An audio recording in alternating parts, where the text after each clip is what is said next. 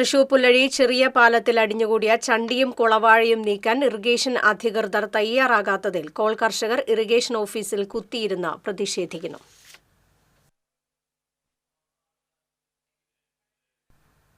Augustine വിവരങ്ങളുമായി ചേരുന്നു. Augustine, ഓരോ വർഷവും കാലവർഷ സമയത്ത് ഈ പുല്ലഴി ചെറിയ പാലത്തിൽ ചണ്ടിയും കുളവാഴയും തിങ്ങി നീരൊഴുക്ക് തടസ്സപ്പെടുന്ന ഒരു സാഹചര്യമുണ്ട്.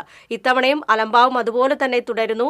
ചണ്ടിയും കുളവാഴയും നിറഞ്ഞിരിക്കുന്ന ഒരവസ്ഥയാണ്. ഈ ഒരു സാഹചര്യത്തിലാണ് കർഷകർ ഇപ്പോൾ ഇറിഗേഷൻ ഓഫീസിൽ കുത്തിയിരിപ്പ് സമരം നടത്തുന്നത്. പ്രതിഷേധം ഇപ്പോഴും തുടരുകയാണോ? എന്താണ് വിശദാംശങ്ങൾ? പ്രതിഷേധം ഇപ്പോഴും തുടരുകയാണ്. സമാധാനപരമായിട്ടാണ് പ്രതിഷേധം നടക്കുന്നത്.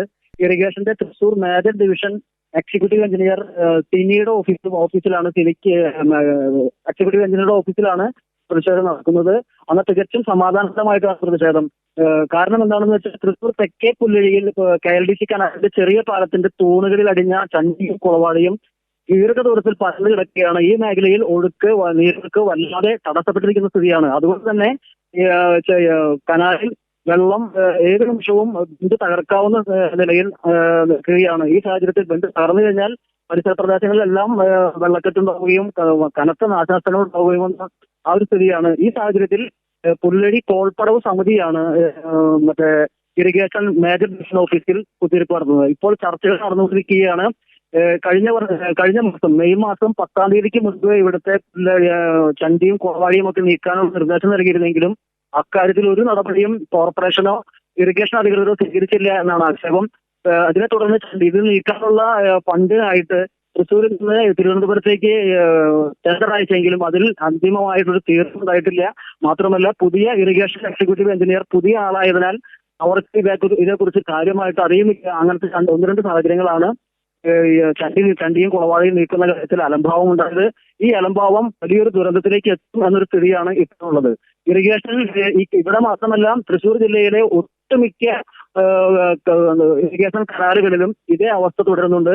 മനക്കുടി മേഖലയിലായാലും അരിമ്പൂർ മേഖലയിലായാലും ചാടൂർ മേഖലയിലായാലും ഇറിഗേഷൻ കനാലുകളിൽ ധാരാളം ചണ്ടിയും കുളവാഴയും അടിഞ്ഞ് ഒഴുക്ക് തടസ്സപ്പെടുന്ന സ്ഥിതി നിലനിൽക്കുകയാണ്.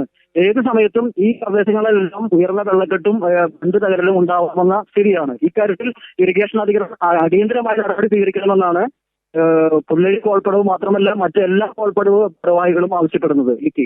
അഗസ്റ്റിൻ, തീർച്ചയായിട്ടും നമ്മൾ പലതരത്തിലുള്ള വാർത്തകൾ ഇതുമായി ബന്ധപ്പെട്ട് കണ്ടതാണ്. ജില്ലയിലെ മഴക്കാല മുന്നൊരുക്കങ്ങളുടെ ഒരു പാളിച്ച തന്നെയാണ് ഇത്തരത്തിലുള്ള സംഭവങ്ങൾ ആവർത്തിക്കുന്നതിനുള്ള കാരണം.